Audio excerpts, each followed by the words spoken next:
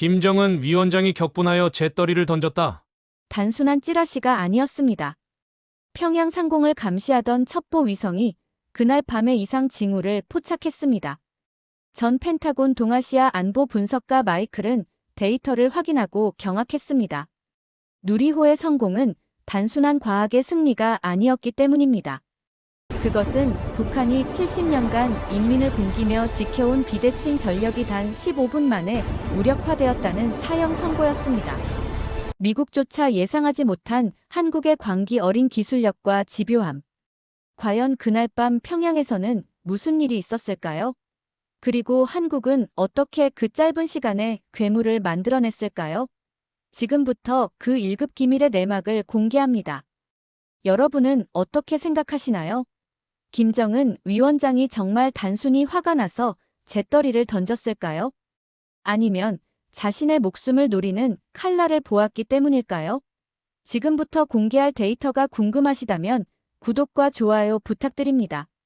알림 설정을 해두시면 뉴스에는 나오지 않는 진짜 분석을 가장 먼저 확인하실 수 있습니다. 안녕하세요.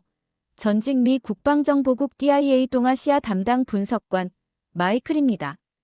오늘 저는 조금 특별한, 아니 어쩌면 군사기밀에 가까웠던 이야기를 하나 꺼내보려 합니다. 사건은 한국의 우주 발사체 누리호가 성공적으로 궤도에 안착하던 그날 밤 시작되었습니다. 당시 저는 버지니아주에 있는 제 개인 연구실에서 평양 일대의 고해상도 위성 데이터와 통신 감청 로그를 분석하고 있었습니다. 한국 인터넷 커뮤니티에서는 김정은 위원장이 발사 성공 장면을 보고 재떨이를 집어 던졌다는 소문이 돌고 있더군요. 대중들은 그저 독재자의 흔한 분노 조절 장애나 흥미로운 가십거리로 치부하며 웃어넘겼습니다. 하지만 저와 같은 정보 분석가들의 시각은 달랐습니다. 저희는 소문이 아니라 신호를 봅니다. 저는 그날 밤 평양 주석군과 전략군 사령부 사이의 트래픽 패턴을 역추적했습니다. 그리고 등골이 서늘해지는 현상을 목격했습니다. 누리호의 카운트다운이 진행되던 시각, 평양 내부의 통신량은 평소보다 400% 이상 폭증하고 있었습니다. 긴박했다는 뜻이죠. 그런데 발사 성공이 선언된 직후 그 엄청났던 트래픽이 일순간에 0에 가깝게 끊겼습니다. 군사 심리학에서는 이를 커맨드 쇼크 커맨드 샤크라고 부릅니다. 적의 압도적인 무력이나 기술적 성취를 목격했을 때 지휘 체계가 일시적으로 마비되어 침묵에 빠지는 현상입니다. 즉, 재떨이가 날아갔다는 루머는 단순한 화풀이가 아니라 북한 지도부가 느꼈던 생존에 대한 원초적 공포가 물리적으로 표출된 결과였을 가능성이 매우 높습니다. 그들은 단순히 남한이 위성을 쏘았다고 화를 낸 게 아닙니다. 자신들이 70년 동안 인민을 굶기며 쌓아올린 비대칭 전력의 우위가 남한의 과학 프로젝트 하나에 의해 송두리째 무너지는 광경을 실시간으로 목격했기 때문입니다. 저는 당시 보고서에 이렇게 적었습니다. 평양의 침묵은 그 어떤 비명보다 컸다. 라고요. 제가 입수한 누리호의 텔레메트리 원격 측정 데이터를 북한의 주력 ICBM인 화성-17형의 데이터와 겹쳐보았을 때 그 차이는 잔혹할 정도로 명확했습니다. 북한의 로켓이 불안하게 요동치는 야수라면 한국의 누리호는 정밀하게 세공된 수술용 메스 같았습니다. 김정은 위원장도 바보가 아닌 이상 모니터 속의 그래프가 의미하는 바를 본능적으로 알아챘을 겁니다. 그날 밤 평양에서 깨진 것은 단순한 재떨이가 아니었습니다. 우리가 핵을 가지면 남조선은 벌벌 떨 것이다라는 그들의 오랜 믿음과 오만이 산산조각 난 소리였습니다. 도대체 한국은 그 짧은 시간 동안 무슨 일을 벌인 걸까요? 어떻게 우주 개발의 후발주자가 반세기 넘게 미사일에 올인한 북한을 기술적으로 압살해버린 걸까요? 저는 그 비밀을 풀기 위해 한국항공우주연구원이 공개하지 않은 행간의 데이터들을 파헤치기 시작했습니다. 그리고 그 끝에서 발견한 진실은 저 같은 미국 전문가조차 경악하게 만드는 광기 어린 집요함이었습니다. 북한이 열병식 때마다 공개하는 그 거대한 미사일들, 화성 -17형이나 18형 같은 것들을 보면 일반인들은 압도감을 느낍니다. 거대한 이동식 발사 차량 T2의 위에서 웅장하게 지나가는 미사일은 시각적으로 확실히 위협적이죠. 하지만 펜타곤의 분석실에서는 그 장면을 보며 다른 이야기를 합니다. 우리는 그것을 잘 연출된 연극이라고 부릅니다. 북한은 발사 실패 영상은 철저히 삭제하고 성공한 각도만 편집해 송출합니다. 심지어 열병식에 나온 미사일 중 상당수는 속이 텅 빈 더미 모형라는 것이 공공연한 비밀입니다. 그들의 기술은 과시하기 위한 것이지 검증받기 위한 것이 아니었으니까요. 반면 누리호의 발사는 성격이 완전히 달랐습니다. 대한민국은 전 세계의 모든 과정을 라이브로 송출했습니다. 이건 단순히 자신감의 문제가 아닙니다. 실패하더라도 그 데이터를 숨기지 않겠다는 선진 우주 강국만이 보여줄 수 있는 투명성입니다. 저는 그날 실시간으로 전송되는 텔레메트리 데이터, 즉 로켓의 상태 정보를 모니터링하고 있었습니다. 그리고 저는 제 눈을 의심했습니다. 로켓이 대기권을 뚫고 올라가는 순간 가장 위험한 단계인 맥스 Q 최대 동압점 구간을 지날 때였습니다. 보통의 로켓, 특히 신생국의 첫 모델들은 이 구간에서 기체가 심하게 진동하거나 궤적이 미세하게 흔들리는 현상이 발생합니다. 엔진의 추력과 공기 저항이 충돌하며 생기는 자연스러운 불안정성이죠. 북한의 미사일 데이터에서는 늘 보였던 그 불안한 지터 JITTER, 떨림 현상이 누리호에서는 보이지 않았습니다. 그래프가 믿을 수 없을 정도로 매끄러운 직선을 그리고 있었거든요. 저는 순간적으로 센서 오류인가 싶어 동료에게 이거 데이터 송신 멈춘 거 아니냐고 물어볼 정도였습니다. 하지만 아니었습니다. 누리호의 자세 제어 시스템이 그 엄청난 압력을 완벽하게 상쇄하며 마치 레일 위를 달리듯 올라가고 있었던 겁니다. 더욱 충격적인 건 엔진의 연소 상태였습니다. 북한 로켓의 발사 영상을 프레임 단위로 쪼개보면 화염의 색이 불규칙하고 검은 연기가 섞여 나오는 경우가 많습니다.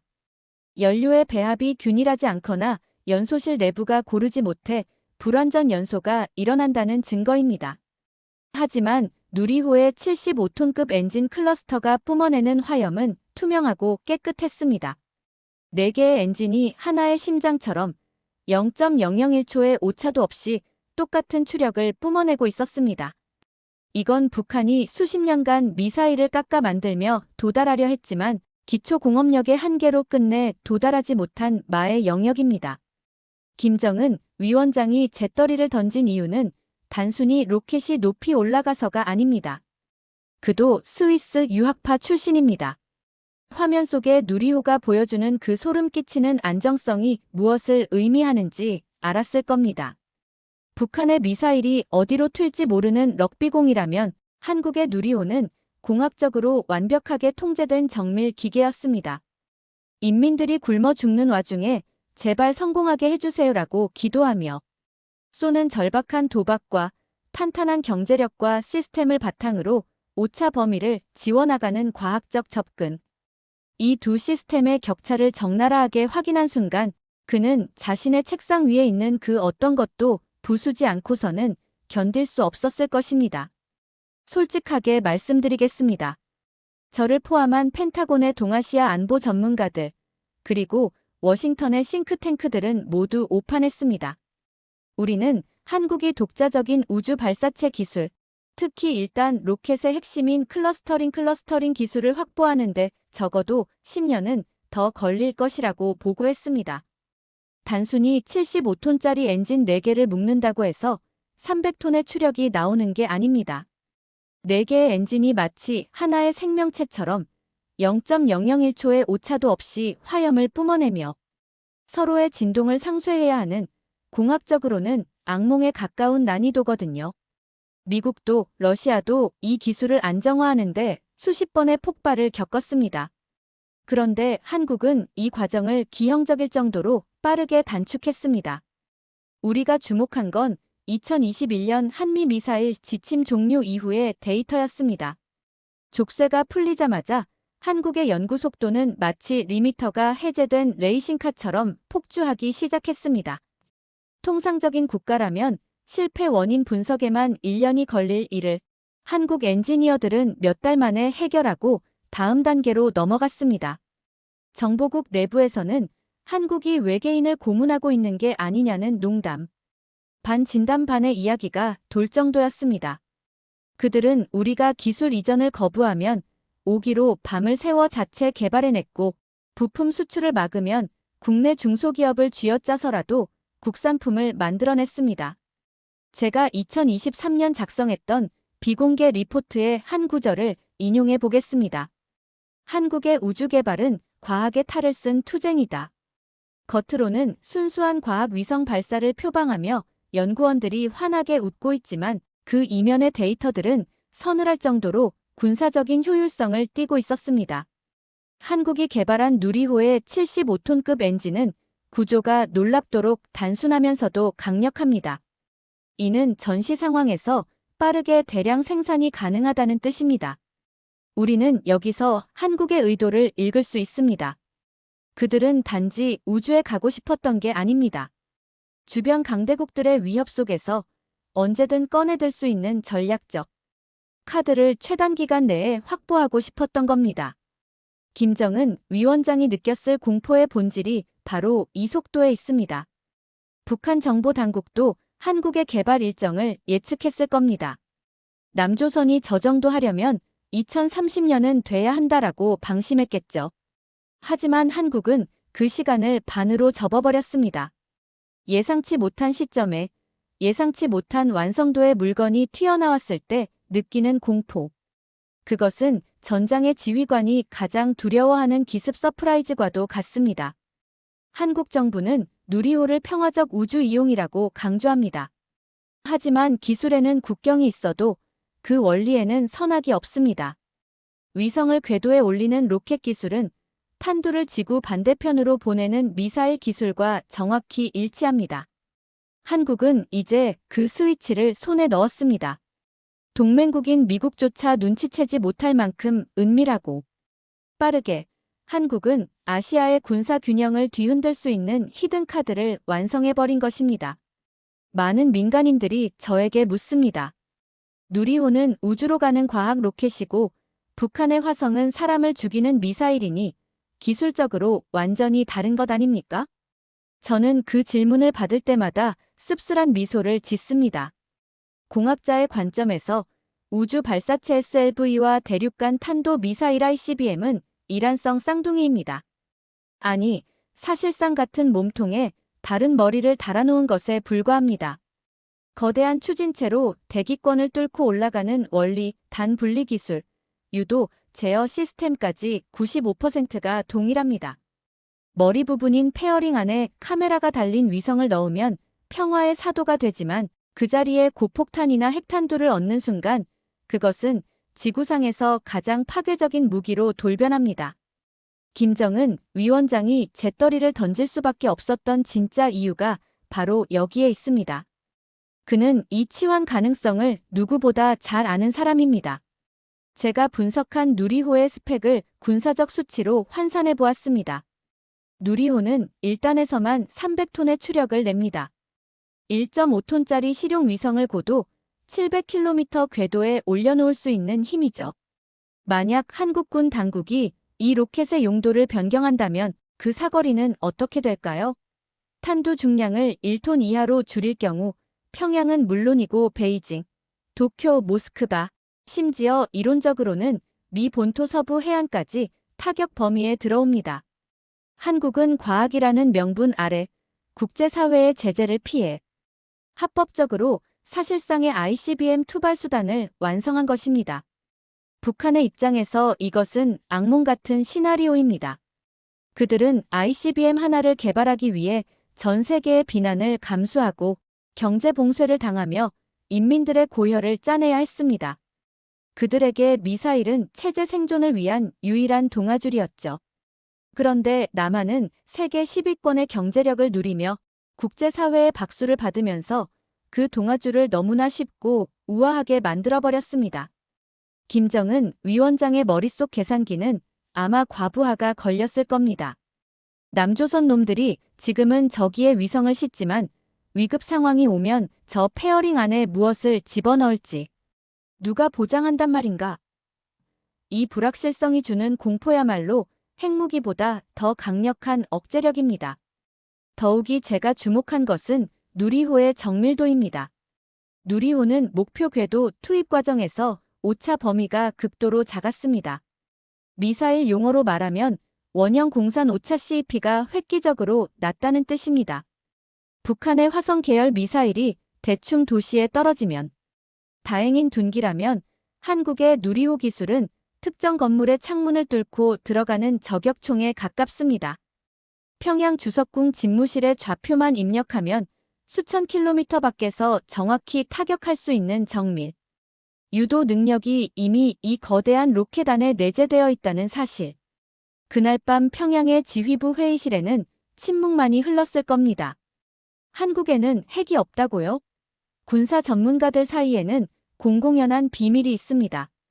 일본과 한국처럼 고도로 발달한 원자력 기술과 정밀 공학, 거기에 투발 수단 로켓까지 갖춘 나라는 마음만 먹으면 결심 후 수개월 내에 핵무장을 완료할 수 있다는 것을요. 그동안은 운반 수단이 없어서 그 잠재력이 저평가되었지만 누리호의 성공으로 마지막 퍼즐 조각이 맞춰졌습니다. 배달 트럭이 준비되었는데 짐칸에 무엇을 실을지는 이제 시간 문제 아니겠습니까? 김정은 위원장이 던진 재떨이는 자신의 목을 조여오는 이 보이지 않는 다모클레스의 검에 대한 히스테릭한 반응이었을 겁니다. 세계 방산 시장은 냉혹합니다. 돈만 주면 최신형 전투기나 전차는 얼마든지 살 수 있습니다. 하지만 아무리 천문학적인 돈을 싸들고 가도 절대 살 수 없는 성역이 딱 하나 존재합니다. 바로 우주 발사체 핵심 기술입니다. 국제사회는 미사일 기술 통제, 체제 MTCR라는 강력한 카르텔을 통해 국가 간 로켓 기술 이전을 철저히 봉쇄하고 있습니다. 동맹국인 미국조차 한국에게만큼은 이 빗장을 단단히 걸어 잠갔었습니다. 결국 누리호는 설계도 한 장, 나사 하나 남의 도움을 받지 못하고 오로지 한국 엔지니어들의 맨땅에 헤딩으로 탄생해야 했습니다. 우리는 이것을 기적이라 부르지만 제가 본 데이터 속의 과정은 처절한 지옥에 가까웠습니다. 과거 한국은 나로호 발사 당시 협력국이었던 러시아로부터 철저히 무시당했습니다. 러시아 기술자들은 로켓의 핵심인 일단 엔진 근처에는 한국 과학자들이 얼씬도 못하게 했죠. 한국 연구원들이 쓰레기통을 뒤져가며 러시아가 버린 도면 조각을 맞췄다는 일화는 펜타곤 내에서도 유명한 이야기입니다. 하지만 저는 그 굴욕이 한국의 잠재된 도끼를 깨웠다고 분석합니다. 더러워서 안 배운다. 우리가 직접 만든다. 이 오기와 집념이 지금의 누리호를 만든 진짜 연료였습니다. 제가 입수한 한국항공우주연구원의 내부 테스트 로그를 보면 기가 막힙니다. 75톤급 엔진 개발 초기, 연소 불안정 현상으로 엔진이 수도 없이 터져 나갔습니다. 보통의 국가라면 예산 삭감을 걱정하거나 포기했을 시점입니다. 하지만 한국 엔지니어들은 폭발한 엔진의 파편을 하나하나 주워 모아 현미경으로 들여다보고 수백 번의 설계를 뜯어고쳤습니다. 교과서도 없고 선생님도 없는 상황에서 그들은 실패를 데이터로 환산하며 어둠 속에서 길을 만들었습니다. 반면 북한의 로켓 개발사는 카피카피와 밀수의 역사입니다. 그들의 주력 엔진인 백두산 엔진은 구소련의 RD-250 엔진을 암시장에서 몰래 들여와 역설계한 물건입니다. 훔쳐온 기술과 낡은 청사진을 베껴 만든 로켓은 겉모양은 그럴듯할지 몰라도 기술적 뿌리가 없습니다. 기초가 없으니 응용이 불가능하고 부품 공급이 막히면 더 이상 진화할 수 없죠. 하지만 한국은 바닥부터 모든 데이터를 직접 쌓아 올렸기에 문제가 생기면 즉시 수정할 수 있고 원한다면 언제든 더 강력한 엔진으로 업그레이드할 수 있는 무한한 확장성을 가집니다. 가장 결정적인 차이는 연구 환경에 있습니다. 제가 첩보를 통해 파악한 바에 따르면 북한 과학자들은 실패를 가장 두려워합니다. 그들에게 발사 실패는 곧 숙청이나 수용 소행을 의미하기 때문입니다. 공포에 질린 손끝에서 창의적인 혁신이 나올 리 만무합니다. 반면 한국은 실패를 자산으로 인정하는 문화를 만들었습니다. 147회의 엔진 연소 시험, 3만 번의 부품 테스트. 한국은 실패할 때마다 더 단단해졌습니다. 북한이 훔친 기술로 위태로운 모래성을 쌓을 때 한국은 피와 땀으로 콘크리트 기초를 다진 셈입니다. 지금 평양의 기술 관료들이 누리호를 보며 느끼는 절망감은 바로 이 지점에서 옵니다. 우리는 목숨 걸고 베꼈는데 남한은 맨 땅에서 시작해 우리를 추월해버렸다. 이것은 단순한 성능의 차이가 아닙니다. 국가 시스템과 인적 자원의 질적 차이가 만들어낸 결코 좁혀질 수 없는 격차의 벽입니다. 훔친 명검은 대장장이가 망치로 두드려 만든 투박한 무쇠. 칼을 절대 이길 수 없다는 사실을 그들은 뼈저리게 깨달았을 것입니다. 지금까지 우리는 누리호, 즉 액체 연료 로켓에 대해 이야기했습니다. 하지만 김정은 위원장을 진짜 잠 못 들게 하는 공포의 본질은 따로 있습니다. 누리호가 전 세계에 대고 소리치는 사자후라면 어둠 속에서 숨소리도 내지 않고 적의 목을 노리는 암살자가 존재하기 때문입니다. 바로 대한민국 국방과학연구소 ADD가 극비리에 그러나 무서운 속도로 완성해 가고 있는 고체 연료 로켓 기술입니다.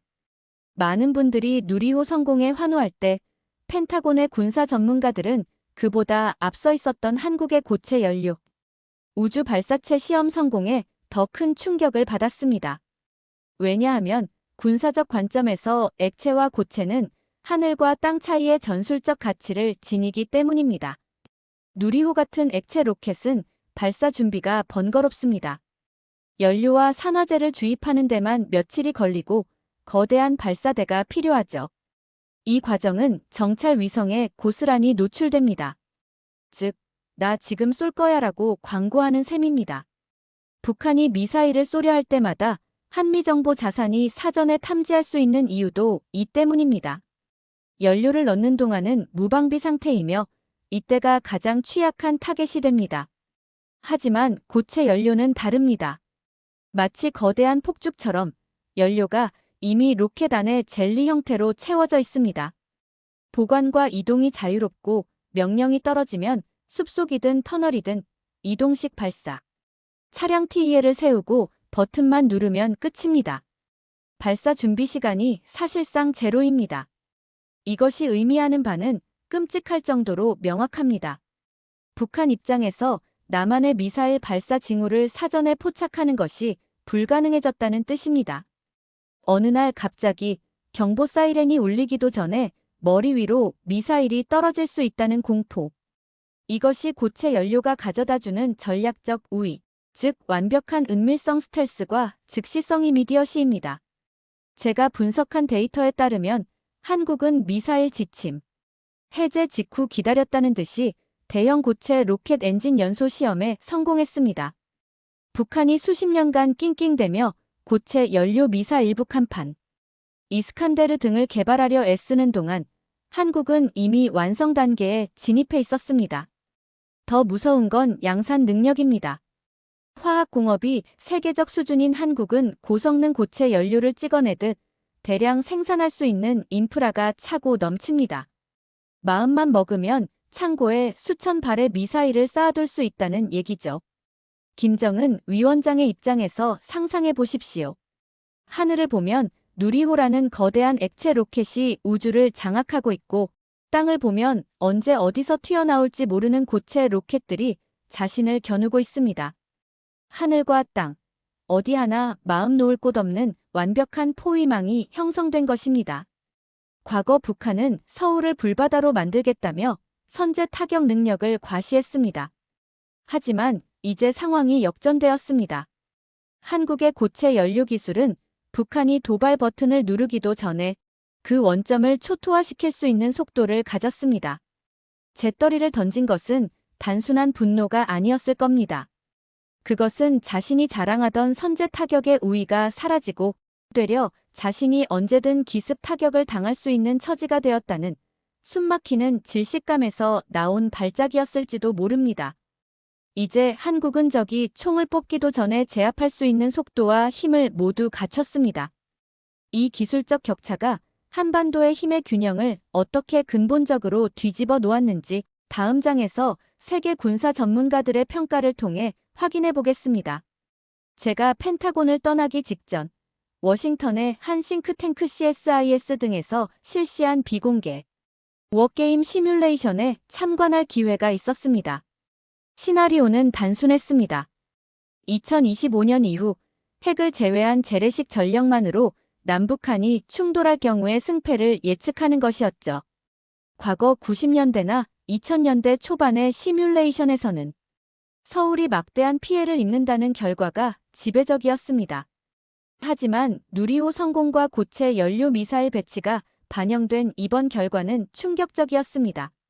시뮬레이션 시작 후 북한 군레드 팀의 지휘, 통제실과 미사일 기지가 무력화되는 데 걸린 시간은 불과 30분이었습니다. 한국군 블루팀의 대응은 방어가 아니었습니다. 압도적인 탐지 자산으로 도발 원점을 먼저 찾아내고 초정밀 미사일로 타격하는 공세적 방어였습니다. 북한이 미사일을 세우려고 위장막을 걷는 순간 이미 한국의 현무 미사일과 킬체인킬 CHAIN 자산이 머리 위에 떨어지고 있다는 데이터가 화면을 가득 채웠습니다. 이 변화를 가장 피부로 느끼는 것은 다름 아닌 한국 국민들입니다. 과거 북한이 불바다 발언을 하거나 미사일을 쏘면 한국의 주식 시장이 출렁이고 마트에서 라면과 생수가 동나는 사재기 현상이 벌어지곤 했습니다. 전형적인 공포의 비대칭이었죠. 하지만 최근의 데이터를 보십시오. 북한이 미사일을 쏘아 올려도 코스피 지수는 미동조차 하지 않습니다. 시민들은 뉴스 속보를 보며 또 쏘나 보내라며 무심하게 채널을 돌립니다. 이것은 안전 불감증이 아닙니다. 국민들의 무의식 속에 저들이 아무리 짖어도 우리에게는 저들을 압도할 힘이 있다는 구조적 자신감이 자리 잡았기 때문입니다. 국제 군사 전문가들 사이에서 한국을 칭하는 동물 비유도 바뀌었습니다. 과거의 한국이 가시를 바짝 세우고 웅크린 고슴도치였다면 지금의 한국은 거대한 덩치와 치명적인 앞발을 가진 불곰으로 묘사됩니다. 건드리면 단순히 찔리는 정도가 아니라 뼈가 으스러질 각오를 해야 한다는 뜻입니다. 누리호는 그 불곰에게 날개까지 달아준 격입니다. 자체 정찰 위성으로 적을 내려다보고는 자체 발사체로 적을 타격할 수 있는 주먹, 완벽한 독자 타격 체계가 완성되었으니까요. 김정은 위원장이 책상 위에 재떨이를 집어 던진 행위는 이 냉혹한 시뮬레이션의 결과를 그 역시 직감했기 때문일 겁니다. 자신의 유일한 생존 수단이었던 핵과 미사일 공갈이 더 이상 남한 사회에 먹혀들지 않는다는 사실. 남조선이 겁을 먹어야 우리가 쌀을 얻든 돈을 얻든 할 텐데 이제는 도리어 우리가 겁을 먹어야 하는 상황이 되었구나. 그 박탈감과 무력감이 그 투박한 재떨이에 실려 허공으로 날아갔을 것입니다. 이제 공포의 추는 평양으로 넘어갔습니다. 불면증에 시달려야 하는 건 서울 시민이 아니라 평양의 지도부라는 사실이 데이터로 증명된 셈입니다. 역사를 돌이켜보면 한반도는 지정학적으로 강대국들의 거대한 체스판이었습니다. 고래 싸움에 등 터지는 새우라는 자조적인 표현이 있을 정도로 힘이 없어 서름을 겪어야 했던 시절이 있었죠. 하지만 대한민국은 그 아픈 역사에서 가장 중요한 교훈 하나를 뼈저리게 배웠습니다. 바로 힘이 없는 평화는 굴종이자 구걸에 불과하다는 사실입니다. 누리호가 뿜어낸 시뻘건 화염은 지난 70년간 한국인들이 피땀 흘려 증명해낸 이 교훈의 결정체이자 다시는 그 누구에게도 휘둘리지 않겠다는 자주인디펜던트의 거룩한 봉화였습니다. 이제 국제사회에서 대한민국을 새우라고 부르는 나라는 없습니다. 누리호 성공을 기점으로 한국은 스스로의 힘으로 우주의 문을 열고 적의 심장을 타격할 수 있는 능력을 갖춘 명실상부한 군사 강국, 즉 호랑이로 다시 태어났기 때문입니다. 제가 펜타곤 재직 시절 만난 미군 장성들은 사석에서 이런 말을 하곤 했습니다. 한국군은 미군과 가장 닮아 있으면서도 미군보다 더 독한 구석이 있다.